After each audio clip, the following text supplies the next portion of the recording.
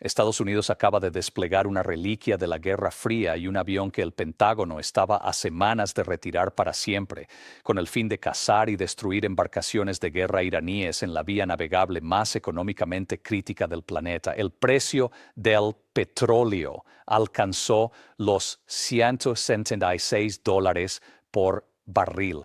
20,000 marineros quedaron varados en el mar y el avión que salvó el suministro energético mundial no fue un F-35, fue un tanque volador de 50 años con un cañón que dispara 70 proyectiles por segundo. Esto es lo que nadie te está diciendo sobre lo que realmente está ocurriendo en el estrecho de Hormuz y por qué cambia todo. El 19 de marzo de 2026, el general Dan Caney, presidente del Estado Mayor Conjunto, entró en una conferencia de prensa del Pentágono y dijo algo que puso a los analistas de defensa de todo el mundo en alerta. El A-10 Warthog, anunció, estaba cazando y destruyendo activamente embarcaciones de ataque rápido iraníes en el estrecho de Hormuz, no apoyando operaciones, no proporcionando cobertura aérea, cazando, matando, tiempo presente. Esa sola frase, enterrada en una rutina de actualización militar, fue cualquier cosa menos rutinaria. Fue una declaración estratégica envuelta en el lenguaje de un informe militar. Indicaba a Irán y a todos los actores que observaban el conflicto que Estados Unidos había decidido quitarse los guantes en uno de los corredores marítimos más sensibles del planeta.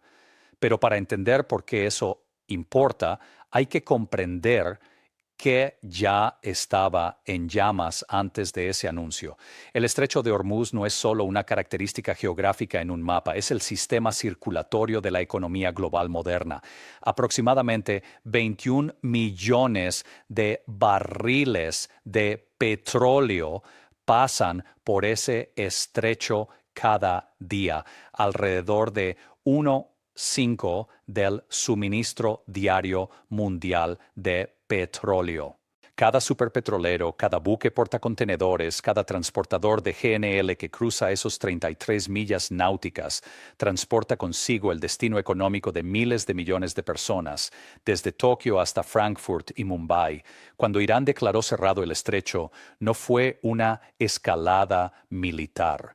Fue guerra económica a una escala que el mundo no veía desde la crisis energética de los años 70. El contexto, la operación Epic Fury, la operación militar conjunta estadounidense-israelí lanzada el 28 de febrero de 2026, comenzó con ataques devastadores sobre infraestructura de comando iraní, sitios de misiles balísticos, cuarteles generales del IRGC y aeródromos militares. La primera oleada de ataques también habría matado al líder supremo de Irán. La respuesta de Teherán fue inmediata y severa. Ataques con misiles a bases estadounidenses en Qatar y Bahrein, ataques con drones a infraestructura energética del Golfo, y luego la medida que sacudió los mercados globales más que casi cualquier otro evento geopolítico reciente, una declaración formal de cierre del estrecho. Los números que siguieron fueron impactantes. El tráfico marítimo a través del estrecho cayó un 70% casi de la noche a la mañana. Los gigantes del transporte global suspendieron completamente el tránsito de embarcaciones. Algunos desviaron sus rutas por el Cabo de Buena Esperanza en África, aumentando enormemente el tiempo y costo de cada viaje.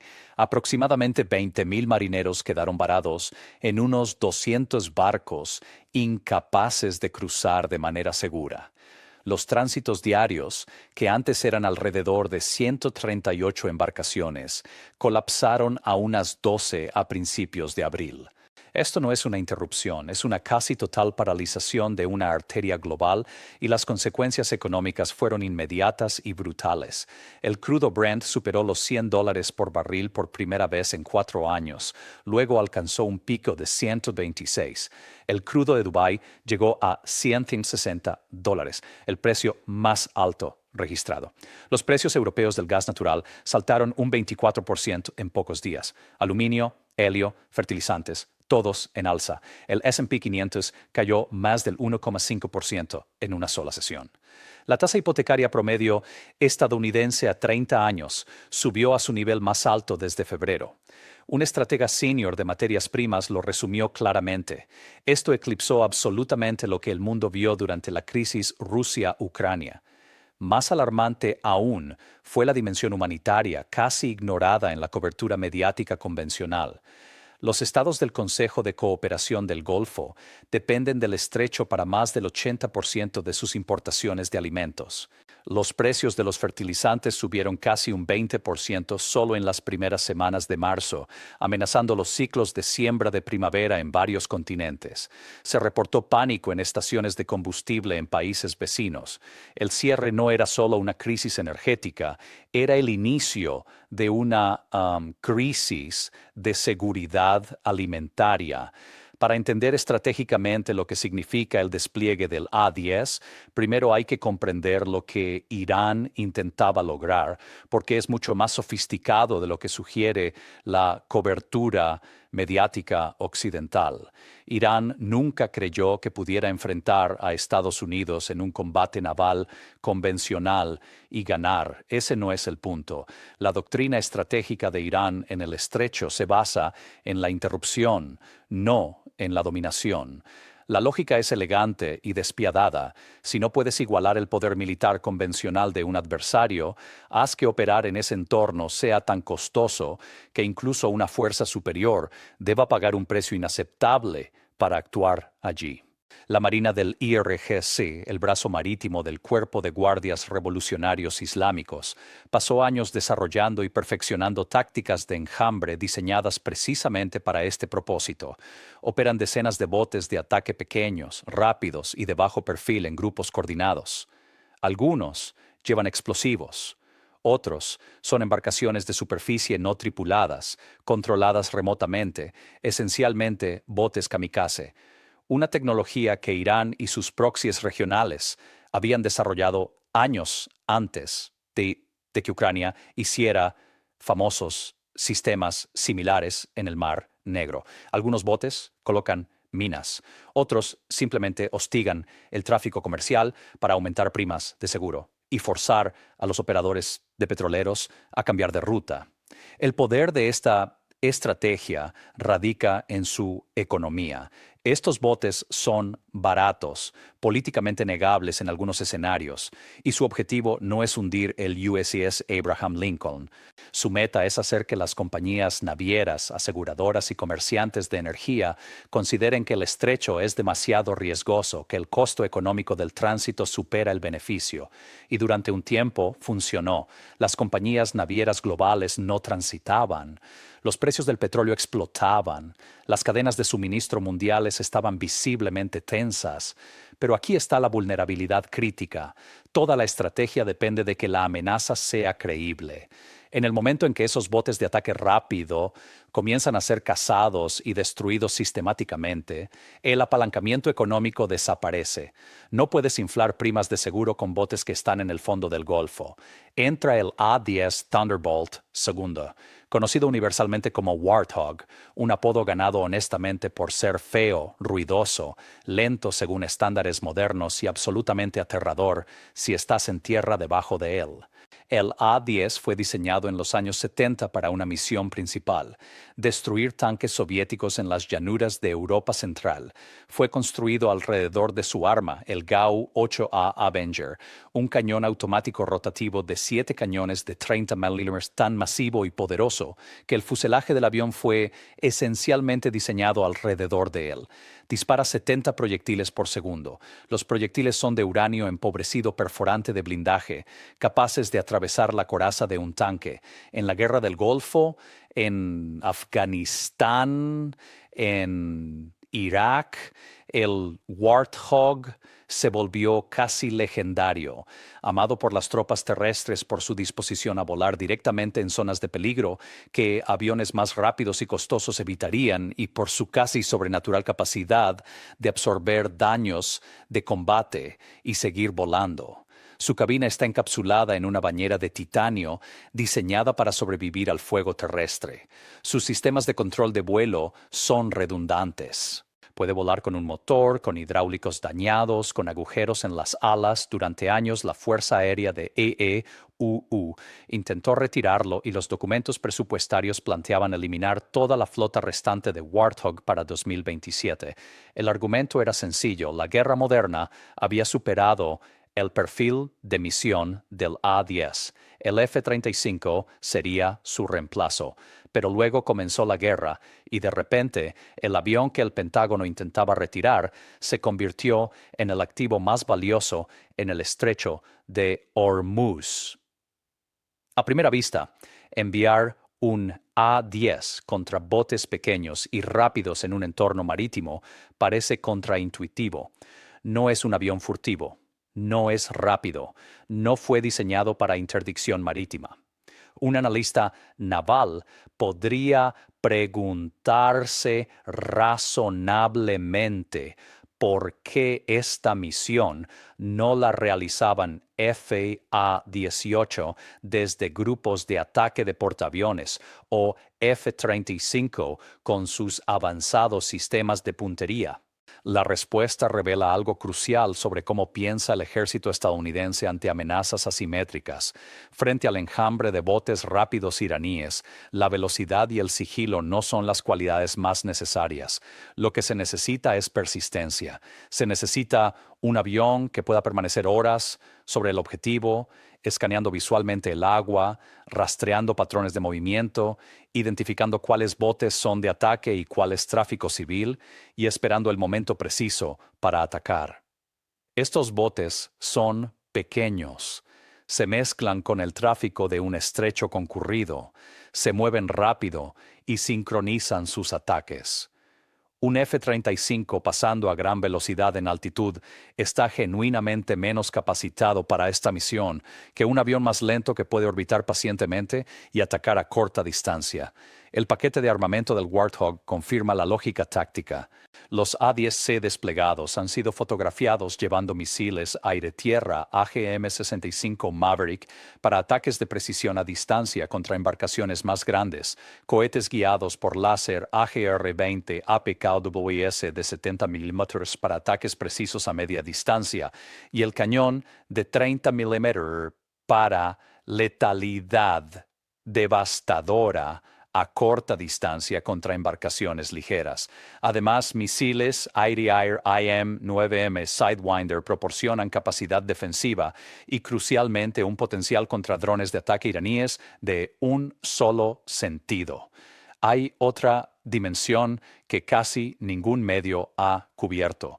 Nada de esto fue improvisado. El rol marítimo del A-10 no se inventó para este conflicto. Fue planificado, entrenado y ensayado durante años de ejercicios militares discretos. En septiembre de 2023, A-10 se enfrentaron a amenazas simuladas en el Golfo de Omán junto a un destructor de misiles guiados. A principios de 2026, semanas antes del lanzamiento de la operación, Fuerza Aérea y Armada confirmaron que los A-10 se preparaban para misiones de apoyo cercano en el Golfo Pérsico como parte del aumento de fuerzas. Cuando llegó el momento, el avión y sus tripulaciones estaban listos. Irán no se enfrentaba a una respuesta improvisada, sino a una amenaza que los planificadores estadounidenses habían diseñado durante años, específicamente para contrarrestar las tácticas de acoso marítimo del IRGC.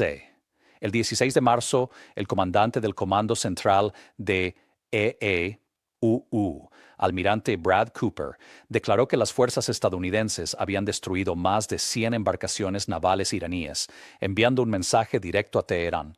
Las fuerzas estadounidenses continuarían reduciendo rápidamente la capacidad de Irán para amenazar la libertad de navegación en el estrecho.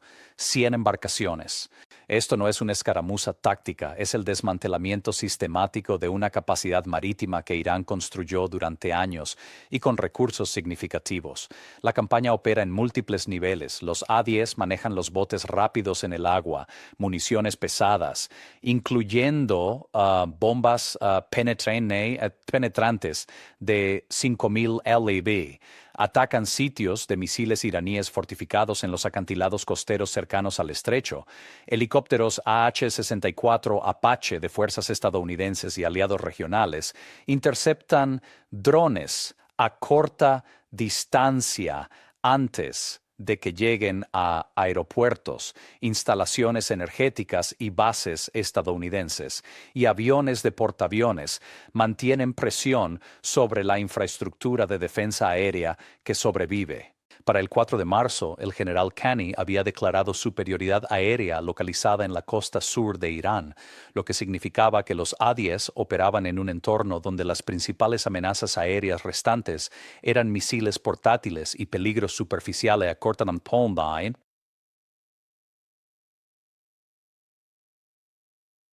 Pre-tribri des dies amender. Eso ripa per Bashery ven perfil de amenaza para el que fue diseñado el Warthog. Aquí está la parte que casi nadie cubre y que puede ser la más estratégica. Mientras Irán declaraba públicamente el estrecho de Hormuz cerrado al mundo, su propia flota fantasma seguía operando, cargando petróleo crudo a través del mismo estrecho que había declarado fuera de límites y enviándolo a su comprador principal, China. Desde el inicio del conflicto, los analistas de transporte han registrado al menos 27 cargas iraníes, aproximadamente 38 millones de barriles, generando ingresos estimados en más de 3.000 millones de dólares para el IRGC. Lea eso de nuevo: el régimen que interrumpe el transporte global a través del estrecho está al mismo tiempo enviando su propio petróleo por esa misma vía, usando el caos que creó para subir los precios mientras obtiene beneficios silenciosos. Es una de las contradicciones más evidentes en un conflicto geopolítico moderno y tiene implicaciones estratégicas más allá de la dimensión moral. Esos ingresos financian los mismos programas de misiles y sistemas de drones utilizados para atacar el transporte comercial. La operación se autofinancia. Cortar ese flujo de ingresos se volvió una prioridad estratégica estadounidense. Surgieron reportes de que la administración Trump consideraba planes para apoderarse o bloquear la isla de Kharg, que maneja aproximadamente el 90% de las exportaciones de crudo de Irán. Posteriormente, Trump anunció que el CENTCOM había atacado directamente Kharg. El comportamiento de Irán desde que se intensificó la campaña militar revela los contornos de un régimen bajo presión estratégica genuina, aunque todavía con capacidades significativas y lejos de estar derrotado. El 26 de marzo, el ministro de Relaciones Exteriores iraní anunció que barcos de 5 países específicos, China, Rusia, India, Irak y Pakistán, podrían transitar el estrecho, mientras que Malasia y Tailandia aseguraron acceso mediante negociaciones diplomáticas. Irán también permitió envíos humanitarios y de fertilizantes tras solicitud de la ONU. Estas no son decisiones de un poder con control confiado, son decisiones de un régimen que gestiona cuidadosamente la presión, manteniendo suficiente apalancamiento para negociar mientras enfrenta una campaña militar que degrada sus capacidades día a día. La reapertura selectiva también revela prioridades reales de Irán. El comercio con Beijing y Moscú fluye libremente, mientras que las naciones que impusieron sanciones o apoyaron operaciones militares contra Irán no disfrutan del mismo acceso. Los analistas militares señalan que Irán mantiene capacidades sustanciales. Las flotas de botes rápidos del IRGC están distribuidas en múltiples puntos costeros. Redes de túneles fortificados protegen gran parte de su infraestructura y la capacidad de tendido de minas sigue siendo una amenaza seria. Farsin Nadimi, experto en Irán del Washington Institute for Near East Policy, señala que tomará tiempo reducir las amenazas marítimas a un nivel que permita operaciones navales seguras, y muchos activos iraníes sobrevivirán a la campaña actual. La analogía con la campaña en Yemen contra los hutíes, donde se atacaron más de 1.000 objetivos antes de alcanzar un alto el fuego, sugiere que las amenazas asimétricas persistentes requieren respuestas sostenidas y multidominio para ser efectivamente gestionadas. La guerra no ha terminado, pero su trayectoria se aclara. A principios de abril de 2026, la situación sigue dinámica y las apuestas no podrían ser mayores. Irán ha realizado al menos 24 ataques confirmados a embarcaciones comerciales en y cerca del estrecho. Funcionarios saudíes advirtieron que si el conflicto se prolonga hasta finales de abril, el precio del petróleo podría subir a $180 por barril. 6 naciones aliadas, Francia, Reino Unido, Alemania, Italia, Países Bajos y Japón, han mostrado disposición a contribuir a la seguridad de la navegación, aunque sin comprometer barcos de guerra. Emmanuel Macron, presidente de Francia, sugirió que cualquier misión de seguridad marítima opere bajo un marco de la ONU y solo después del cese de hostilidades. Trump declaró públicamente que estaba en serias negociaciones con lo que él describió como un nuevo y más razonable gobierno iraní, mientras advertía que si no se alcanzaba un acuerdo y el estrecho no se reabría, Estados Unidos atacaría directamente la infraestructura energética iraní. Irán rechazó la última propuesta de alto el fuego el 6 de abril, al acercarse el plazo autoimpuesto por Trump. Los A-10 continúan orbitando, el cañón sigue disparando, los botes siguen ardiendo. Al alejarse de los detalles tácticos y mirar la imagen estratégica más amplia, Irán construyó su estrategia en el estrecho de Hormuz sobre un insight fundamental. La geografía es poder. Durante décadas, la mera amenaza de interrupción bastó para mover los mercados petroleros, presionar a adversarios y otorgar a Teherán un apalancamiento que no debería haber tenido. El estrecho era la carta principal de Irán, un arma geográfica que requería casi ningún despliegue para ser efectiva. La amenaza sola bastaba. Esa estrategia funcionó brillantemente hasta que alguien decidió desmantelar sistemáticamente las herramientas que daban credibilidad a esa amenaza. El despliegue del A-10 Warthog es significativo no solo como táctica militar, sino como declaración sobre la naturaleza de esta campaña. Estados Unidos no respondió a la estrategia de acoso asimétrico de Irán con fuerza convencional simétrica, sino con su propia herramienta asimétrica, un avión paciente, persistente y sobrevivible, capaz de igualar la paciencia de Irán con letalidad estadounidense. Mientras los botes rápidos